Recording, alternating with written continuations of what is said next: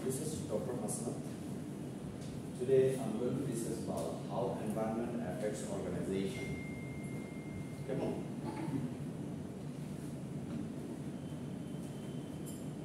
Environment কিভাবে অর্গানাইজেশনকে effect করে কেন?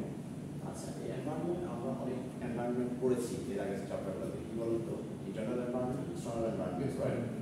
আচ্ছা, এখানে আমরা টোটাল ওভারঅল এনভায়রনমেন্ট নিয়ে আমরা সেই কথা বলবো। ইন টোটাল বা অ্যাগ্রিগেটেড ওয়েতে হচ্ছে যে কিভাবে আসলে এনভায়রনমেন্ট অর্গানাইজেশনকে এফেক্ট করে। আচ্ছা, changes and complexity. Changes and complexity. Environment যদি চেঞ্জ হয়, environmental changes occurs in two ways. আচ্ছা, দুই ভাগ হচ্ছে যে এনভায়রনমেন্টটা ওভারঅল চেঞ্জ হয়, কেমন? যেটা হচ্ছে অর্গানাইজেশনাল বিহেভিয়ারকে ইমপ্যাক্ট করে, তাই তো? তাহলে কি বলুন তো? Degrees to which change in environment is occurring. যতটুকু চেঞ্জ হচ্ছে এনভায়রনমেন্ট যেভাবে চেঞ্জ হলো, এক্সটার্নাল ইন্টারনাল এনভায়রনমেন্ট যতটুকু একটু চেঞ্জ হলো, ওটা কিন্তু অর্গানাইজেশনাল বিহেভিয়ারকে একটু হলেও চেঞ্জ করছে। আমরা এর আগে ইমপ্যাক্টটা দেখতে পাচ্ছি, জাস্ট ইন জেনারেল এটা degree of homogeneity or complexity of the environment. Degree হচ্ছে লেভেল হ্যাঁ, এটা লেভেল। হোমোজেনিটি বুঝছো তো, মানে একভাবেই চলতেছে যে কোনো জিনিস, একটা জিনিস একটা ট্রেন্ড মেইনটেইন করে চলছে, ওইটা আবার কিছু আছে, কিছু কমপ্লেক্সিটিও ফেস করতেছে মার্কেটের মধ্যে। অনেক অপারেশনাল কমপ্লেক্সিটি হতে পারে না? হ্যাঁ, এই অপারেশনাল কমপ্লেক্সিটি যখন ফেস করে এনভায়রনমেন্টের মধ্যে, সেটাও আবার অর্গানাইজেশনাল এনভায়রনমেন্টকে ইমপ্যাক্ট করছে, কেমন? অর্গানাইজেশনাল বিহেভিয়ারকে ইমপ্যাক্ট করছে ইনফ্যাক্ট। আচ্ছা, আনসার্টেনিটি, তাই না? ড্রাইভিং ফোর্স, এটা ড্রাইভিং ফোর্স, মানে যেটা হচ্ছে ডিরেক্টলি ইমপ্যাক্ট করে, that influences organisational decisions, right? আপনি যখন একজন ডিসিশন মেকার অথবা একজন ম্যানেজার, কেমন? যখন আপনি প্ল্যানিং করছেন, প্ল্যানিং করার পর আমরা কি করি বলুন তো? প্রসেসটা কি আমাদের অর্গানাইজেশনাল প্রসেসটা? প্ল্যানিং এর পর অর্গানাইজ করি না, প্ল্যানিং এর ডিসিশন মেকিং। হ্যাঁ, যখন আমরা প্ল্যানিং করে ডিসিশন মেক করতে যাই, প্ল্যানিংটাকে যখন ডিসিশনে কনভার্ট করতে যাই, সেক্ষেত্রে আমাদের মধ্যে আনসার্টেনিটি গ্রো করে না? হ্যাঁ, যে আমরা কি করতে যাচ্ছি, হাইপোথেটিক্যালি এটা হইতেও পারে, নাও হইতে পারে। আমরা শিওর করে, একবার প্রিটি শিওর করে আমরা কোনো কিছু বলতে পারি না, তাই তো? এই বিষয়গুলো যখন, তবে এটা এক্সপেরিয়েন্স ম্যাটার করে। যখন এক্সপেরিয়েন্স আপনি হবেন, তখন আপনি আলটিমেটলি যে প্ল্যানিংটা করবেন, যে ডিসিশনটা মেক করবেন, এটা মোটামুটি কাছাকাছি 90% যে এটা মানে ইমপ্লিমেন্ট করে। কিন্তু যদি আপনি ইনএক্সপেরিয়েন্স হন, অথবা আপনার ধরেন ওই ফিল্ড ওয়ার্ক আপনার খুব কম, ওই অ্যানালিসিস বা অ্যানালিটিক্যাল অ্যাবিলিটি খুব কম বেসড অন অর্গানাইজেশনাল বিহেভিয়ার, সেক্ষেত্রে হচ্ছে, বা প্রজেক্ট অ্যানালিসিস, কেমন? সেক্ষেত্রে হচ্ছে যে এটা আপনাকে নেগেটিভলিও আনতে পারে, 50 হতে পারে, 40-60 হতে পারে আপনার আনসার, কেমন? এই বিষয়গুলো হচ্ছে। আচ্ছা, আর কি বিষয় হতে পারে বলেন তো? কম্পিটিটিভ ফোর্সেস, তাই না? একটা মার্কেট যখন অর্গানাইজেশন যখন রান করে, তখন আপনি অ্যাজ আ ম্যানেজার আপনি কি করবেন? কম্পিটিটিভ অ্যাডভান্টেজ নিতে চেষ্টা করবেন। যদি আপনি কম্পিটিশনে যদি হোঁচট খেয়ে যান, তাহলে কি হবে? তাহলে কম্পিটিশনে আপনাকে অ্যাডভান্টেজ নিতে হলে কি করতে হবে? You have to make some innovative ideas, right? আচ্ছা, এবং আপনাকে effective and efficient decision make করতে হবে,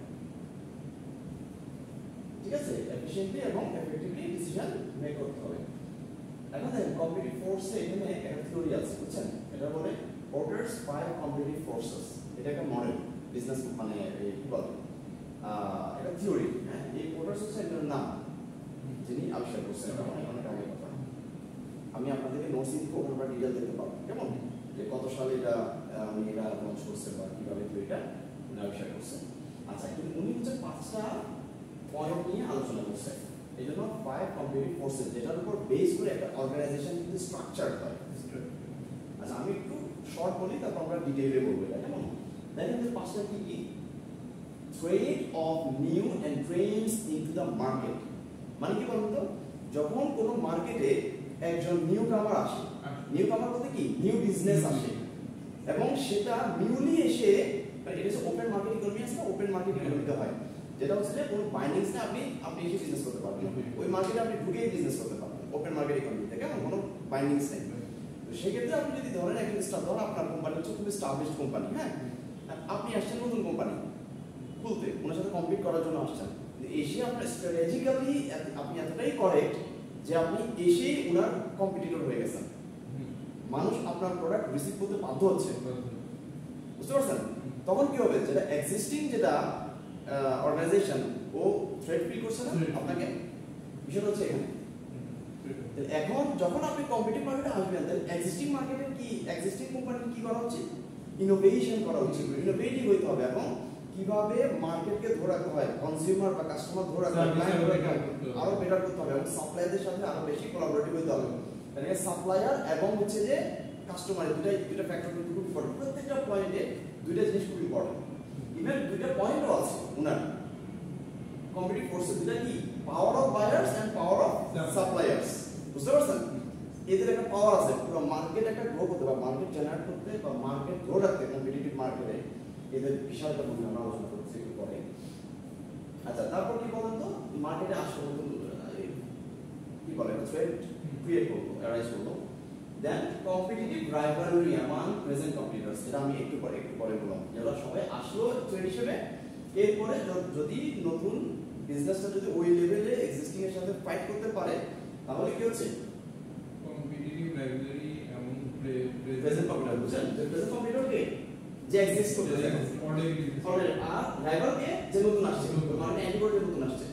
ওই যে ফাইটটা হয়, এই ফাইটের মধ্যে কে সার্ভাইভ করতে পারে, কে সার্ভাইভ করতে পারে, এটা ডিপেন্ড করে, অ্যাট্রাক্টেড মানে অ্যাট্রাকশন কি না, বায়ার্স এন্ড সাপ্লায়ার্স, তারা কিভাবে ডিল করবে বিষয়গুলো। এটা টেকনোলজিক্যাল ইনোভেশন হতে পারে, অ্যাডভান্সমেন্ট হতে পারে, এই জিনিসগুলো, এবং কিছু ইনোভেটিভ বা স্ট্র্যাটেজিক্যাল কিছু আইডিয়াস জেনারেট করতে হবে, তাই না? আচ্ছা, তাহলে 3 নম্বরটা কি বলুন তো, ট্রেড অফ সাবস্টিটিউট প্রোডাক্টস, কি বলেন তো, এটা কি? এটা হচ্ছে কোনো আলাদা প্রোডাক্ট, যেমন চায়ের বদলে কফি বা যেমন কোকা কোলার ব্যাপারে মজো, এরকম একটা অল্টারনেটিভ সাবস্টিটিউট। তার মানে আপনার যখন বাজারে যদি সাবস্টিটিউট প্রোডাক্ট চলে আসে, সেটা ওই যে যেটা আছে অলরেডি এক্সিস্টিং প্রোডাক্ট তো আরেকটা থ্রেট ফিল করে, এই পার্সেন্ট এই জিনিসের আন্ডারে। সেটা কেমন, ধরুন মনে করেন যে বাচ্চাদের খাওয়া দাওয়া, হ্যাঁ, নেসলে, সেরিলাক, এটা কোনো অল্টারনেটিভ এখনো আছে বাজারে, সাবস্টিটিউট আছে। কিন্তু ল্যাকটোজেন, আপনারা যখন ছোট ছিলেন ল্যাকটোজেন খেতেন না, ল্যাকটোজেন আপনার তো মনে নাই যে আপনার ছোট বাইরে থেকে ওরা খাইছে, তাই না? ল্যাকটোজেনের কিন্তু তখন ওই সময়টা আরো 8-10 বছর আগে কিন্তু কোনো কম্পিউটার ছিল না। এখন বায়োমিল আসছে, আরো কি কি জানি আসছে, ইনক্লুড করছে, বাজারে ইনক্লুড করছে, এবং তার খুব ভালো চলছে, 10টা আছে এখন।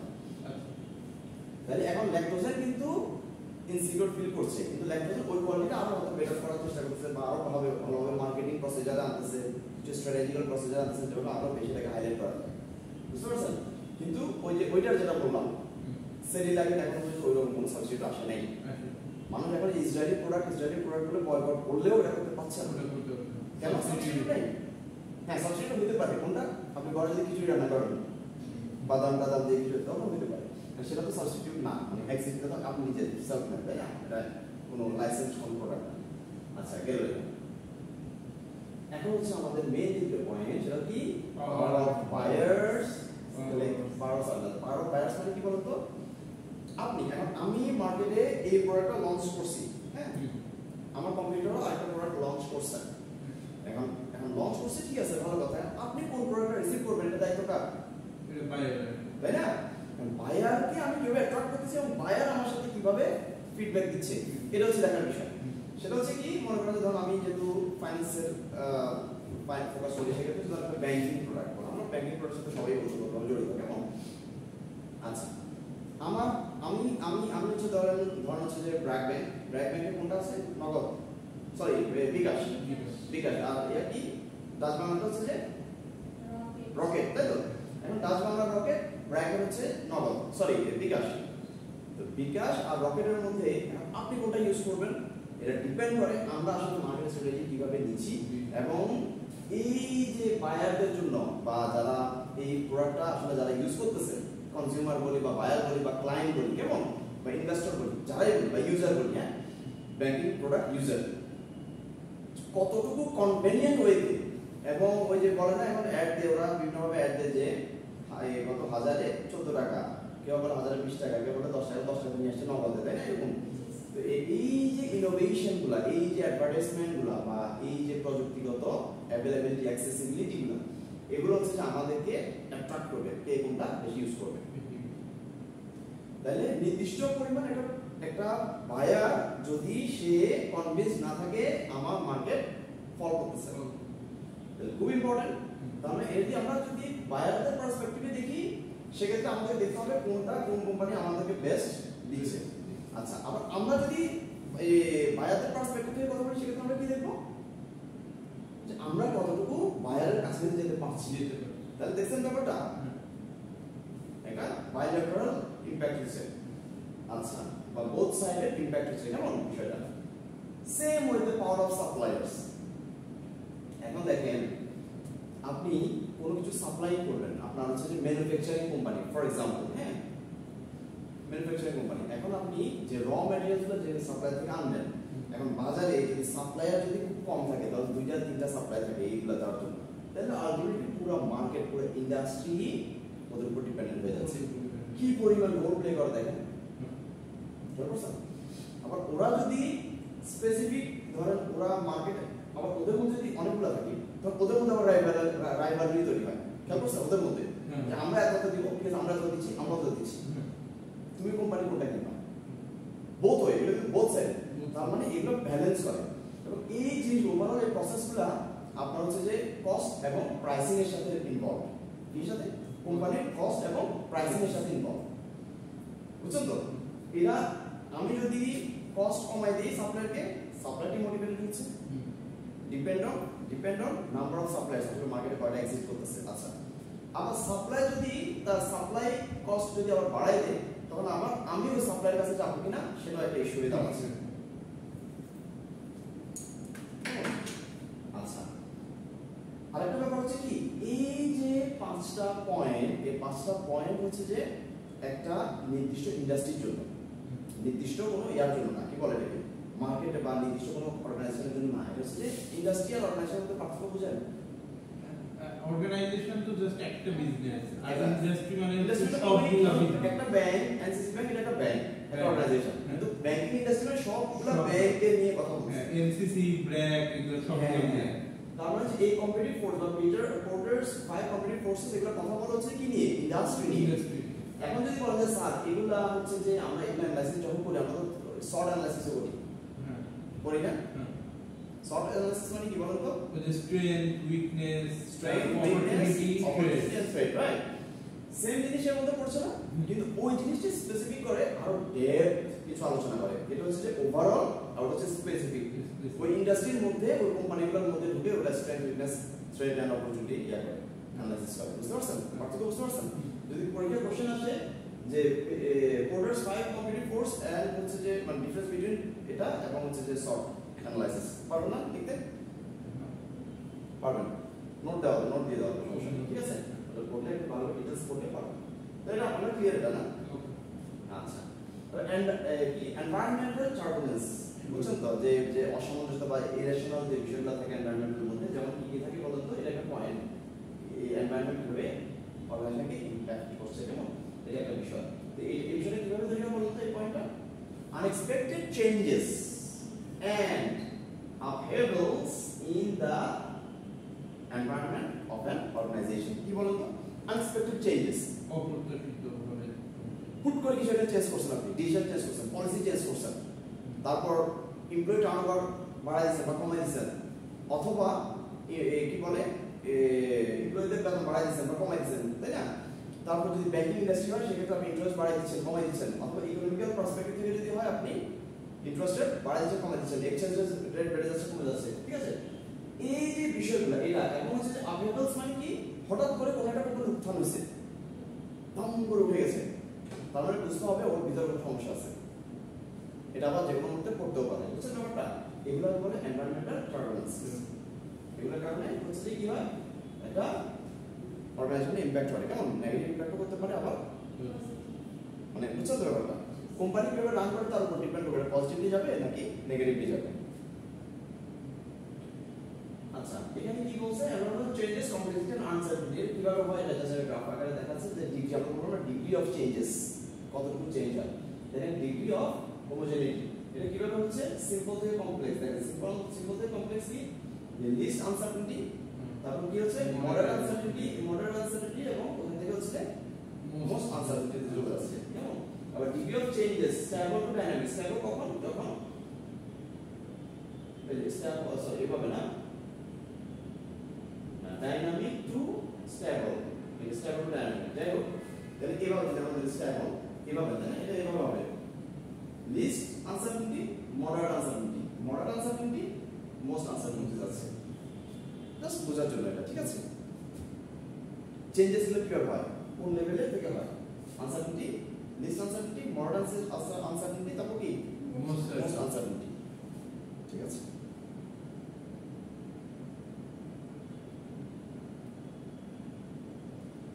এটা বড় ইম্পর্টেন্ট পার্ট হচ্ছে আমাদের এইখানে আচ্ছা এটা হচ্ছে আমাদের ডিটেইল বুঝছেন এটা আমরা যেটা কোডার্স 5 কোর্সেস যেটা বলছি হ্যাঁ trade of new entrants কি বলতো extend to an easy with which competitors can enter market কতটা সহজে কম্পিটিটর মার্কেটে ঢুকতে পারছে তারপরে কি competitive rivalry between firms in an industry বুঝছেন একটা ইন্ডাস্ট্রির মধ্যে দুইটা ফার্মের মধ্যে ফাইট হচ্ছে নিউ ওল্ড অথবা বুঝছেন তো ব্যাপারটা এক্সিস্টিং অথবা নিউ এন্ট্রেন্ট যে অর্গানাইজেশন এর মধ্যে ফাইট হচ্ছে trade of substitute product extend to which alternative products or services may replace the need for existing products and services বুঝছেন না এটা যেটা আমরা এখন আলোচনা করলাম বুঝতে পারছেন extend to which alternative products and services may replace the need of existing products and services clear the power of buyers কি the extent to which buyers influence market rivalry তার মানে দুইটা মার্কেটের মধ্যে রাইভালরি তৈরি হচ্ছে কম্পিটিশন তৈরি হচ্ছে এখন ওই বায়ার্স কোনটাতে যাচ্ছে তাহলে বায়ার্স এখানে ইমপ্যাক্ট তৈরি করতেছে দুইটা মার্কেটের মধ্যে রাইভালরি তৈরি করতেছে যখন দেখতেছেন আপনার এক্সিস্টিং কোম্পানি আপনার প্রোডাক্টটাই আমি বেশি কনজিউম করতেছি হঠাৎ করে আপনি নতুন আসছেন বা আপনি আরেকটা অর্গানাইজেশন আপনার প্রোডাক্ট আমি কনজিউম করা শুরু করছি হঠাৎ করে তখন আপনার গ্র্যাজুয়াল ফল হচ্ছে না আপনার হঠাৎ করে কাস্টমার গ্র্যাজুয়াল ফল হচ্ছে তখন তো আপনার সেটা কনসার্ন হচ্ছে তখন আপনার মধ্যে ওটার মধ্যে কি হচ্ছে আগের মতো শুরু করে থাকতেছে এখন কম্পিটিশন শুরু হবে অনেক সময় হেলদি কম্পিটিশন হয় অনেক সময় খুবই আনহেলদি খুবই উইয়ার্ড কম্পিটিশন তৈরি হয় কেমন যেটা মানুষের পার্সপেক্টিভে আমরা এক্সপেরিয়েন্স করি আচ্ছা সেক্ষেত্রে হচ্ছে যে তারপর কি বলুন তো পাওয়ার অফ সাপ্লায়ার্স যেমন extend two which suppliers influence market driver same way ওরা হচ্ছে কনজিউমার্স পার্সপেক্টিভ থেকে আর হচ্ছে সাপ্লাই পার্সপেক্টিভ থেকে কেমন আচ্ছা এটা হচ্ছে কি বলুন তো how organisation adapt to their environment এখন একটা অর্গানাইজেশন কিভাবে এই এনভায়রনমেন্টের মধ্যে অ্যাডাপ্ট করে এটা task environment sorry general environment general environment আমরা কোর্সে মনে আছে না এই গ্রিন কালার এই পয়েন্ট হচ্ছে জেনারেল এনভায়রনমেন্ট এবং ভিতরে যেটা এই যে পেস্ট কালার এটা হচ্ছে যে টাস্ক এনভায়রনমেন্ট আর ভিতরে হচ্ছে ইন্টারনাল এনভায়রনমেন্ট কোর্সে আমরা তিনটা এনভায়রনমেন্ট পড়ছিলাম মনে নাই আপনাদের প্রথম এনভায়রনমেন্ট কি জেনারেল এনভায়রনমেন্ট তারপর হচ্ছে টাস্ক এনভায়রনমেন্ট এবং হচ্ছে ইন্টারনাল এনভায়রনমেন্ট ওকে ভিডিও না ভিডিও তাহলে আমরা এক্সটার্নাল এনভায়রনমেন্টের মধ্যে কয়টা এনভায়রনমেন্ট পাচ্ছি দুইটা জেনারেল এবং টাস্ক জেনারেল এবং টাস্ক বুঝতে পারছেন জেনারেল এবং টাস্ক দুইটাকে আমরা ডিস্টিংগুইশ করছি ঠিক আছে কিন্তু দুইটা কিন্তু এক্সটার্নাল এনভায়রনমেন্টের আন্ডারে পড়ছে ইন্টারনাল মানে internal environment the organisation itself is an internal organization internal environment বুঝছেন এখানে এমপ্লয়ি আছে ডিরেক্টর আছে সাবঅর্ডিনেট আছে বুঝছেন ব্যাপারটা অপারেটিং এমপ্লয়িজ আছে সবাই আর বাকি যেটা ধরেন টাস্ক এনভায়রনমেন্ট এবং জেনারেল এনভায়রনমেন্টের মধ্যে পার্থক্য কি বলেন তো এই দেখেন আপনাদেরকে একটু প্রিভিয়াস স্লাইড নিয়ে যে আপনারা ভুলে গেছেন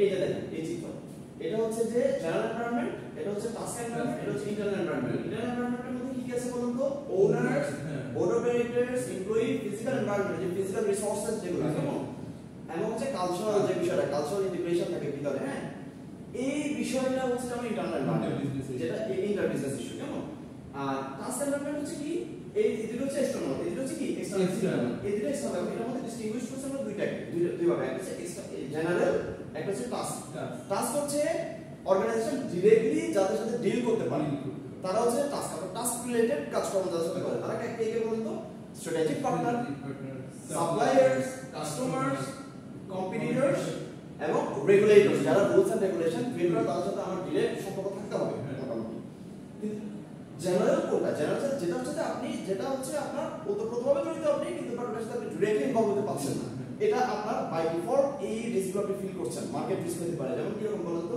social cultural dimension, economic dimension, আমাদের ইকোনমিক চেঞ্জেস গুলো হয় যখন আমাদের হাত নেই, টেকনোলজিক্যাল ডাইমেনশন, টেকনোলজিক্যাল অ্যাডভান্সমেন্ট হতে পারে, যেটা আসলে আপনি কতটুকু অ্যাবজর্ব করতে পারছেন এটা আপনার উপর ডিপেন্ড করে, তাই না? এটা ডিরেক্ট ইমপ্যাক্ট করে কান্ট্রি ইকোনমি। ইন্টারন্যাশনাল ডাইমেনশন, আপনি যখন বাইলাটারাল ট্রেড গুলো করতে যাচ্ছেন, ইন্টারন্যাশনাল বাণিজ্য করতে যাচ্ছেন, ইন্টারন্যাশনাল ট্রেড বলে আমরা আন্তর্জাতিক বাণিজ্য যেটা, এটা যখন করতে যাচ্ছেন তখন আপনার একটা হাত আছে আপনার দেশের কন্ডিশন অনুযায়ী ওরা ফরেন ডিরেক্ট ইনভেস্টমেন্ট আপনার দেশে করবে কি করবে না, অথবা আপনি আরেক দেশের কারেন্সি, ইনফ্লেশন রেট বা ওভারঅল ইন্টারেস্ট রেট সবকিছু বিচার বিশ্লেষণ করে ওই দেশে এবং রুলস এবং রেগুলেশন অফকোর্স কেমন মেনটেন করে আপনি ইন্টারন্যাশনাল ট্রেড ওখানে করবেন কি করবেন না, এটা ডিপেন্ড করবে আপনার ডিপেন্ড করবে এনভায়রনমেন্ট আপনার উপর না, আপনি সিদ্ধান্ত নেবেন ওটাতে করবেন কি করবেন। কিন্তু ডিরেক্ট ওদের সাথে কথা বলে কোম্পানির সাথে কথা বলে রুলস রেগুলেশন চেঞ্জ করতে পারছেন না, যেটা ইম্পোজ করা আছে ওটাকে আপনাকে মানে ওটা তো অ্যাডপ্ট করে আপনাকে আগাইতে হবে বিজনেস করার জন্য, বুঝতে পারছেন? পলিটিক্যাল লিগ্যাল ডাইমেনশন, কোন দল ক্ষমতা আসতেছে, ওই দল ক্ষমতা আসলে দেশের পলিসি এরকম চেঞ্জ হবে, আমি ওই অনুযায়ী ইনভেস্ট করব, ব্যাপারটা এরকম না? নাকি আমি দেশের ক্ষমতা চেঞ্জ করে ওই দল আমার জন্য ভালো হচ্ছে না, ওই দলকে আমি ক্ষমতা এনে তারপর আমি আমার বিজনেস করব, সেটা নট লাইক দ্যাট, রাইট?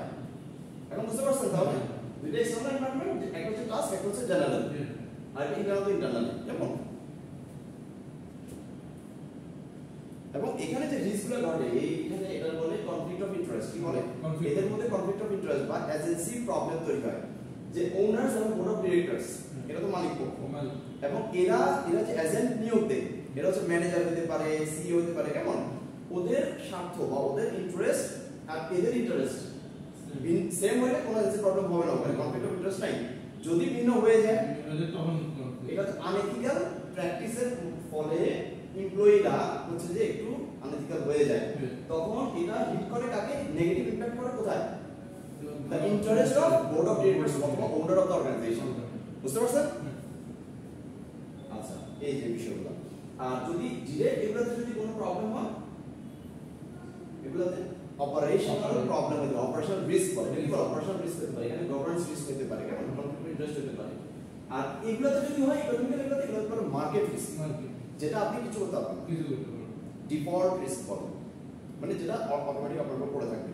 এখন এটা থেকে মানে উত্তরণ করতে হলে যদি আপনি ইনভেস্ট করেন সেক্ষেত্রে আপনাকে পোর্টফোলিও ইনভেস্টমেন্ট মেনটেন করতে হবে, এক জায়গায় ইনভেস্ট না করে ডাইভার্সিফাইড ইনভেস্টমেন্ট করতে হবে, বুঝতে পারছেন?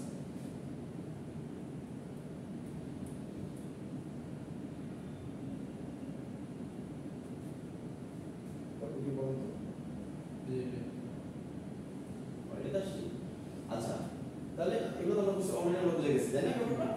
মার্জার, অ্যাকুইজিশন, অ্যালায়েন্স এগুলোর সাথে আমরা টাস্ক এনভায়রনমেন্টের সাথে রিলেটেড মার্জার, আপনি কোন কোম্পানিকে মার্জ করতে যাচ্ছেন, অ্যাকুইর করতে যাচ্ছেন, কেমন আপনার কোম্পানির ফাইন্যান্সিয়াল পজিশন যদি ছোট হয় আরেকটা কোম্পানি আপনাকে ম্যাচ করতে পারে, অথবা এটা কি বলে জয়েন্ট ভেঞ্চার করতে পারে, কেমন অথবা অ্যাকুইর করে দিতে পারে, কিনে নিতে পারে, আপনার কোম্পানিটা কিনে নিয়ে উনি চালাবে, আরেকটা কোম্পানি চালাবে ওর ব্র্যান্ড ইউজ করে, কেমন অথবা কো ব্র্যান্ড ইউজ করে চালাতে পারে যদি ম্যানেজার করে, যেমন প্রাণ আর কো ব্র্যান্ড দুই কোম্পানি চালাতে হয়ে গেছে।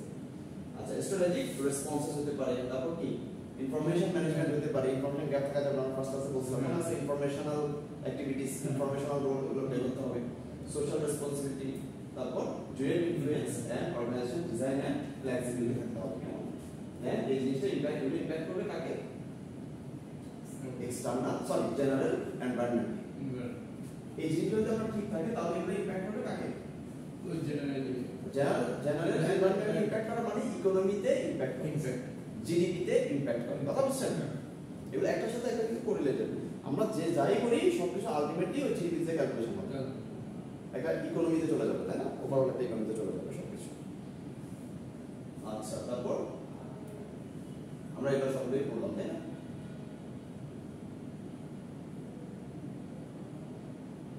এটাই হচ্ছে যে আমাদের আলটিমেট ক্লাস, কেমন ভিডিও অফ করতে পারবো না, বুঝছেন? তাহলে আমরা এক মিনিট আমরা হচ্ছে তাহলে আজকে কি আলোচনা করলাম বলেন তো, কিভাবে একটা অর্গানাইজেশন রেসপন্ড করে একটা এনভায়রনমেন্ট চেঞ্জের দিকে, অথবা একটা এনভায়রনমেন্ট চেঞ্জেস কিভাবে অর্গানাইজেশনাল বিহেভিয়ারকে ইমপ্যাক্ট করতে পারে, কেমন এটা হচ্ছে আজকের আলোচনা। ওকে ঠিক আছে।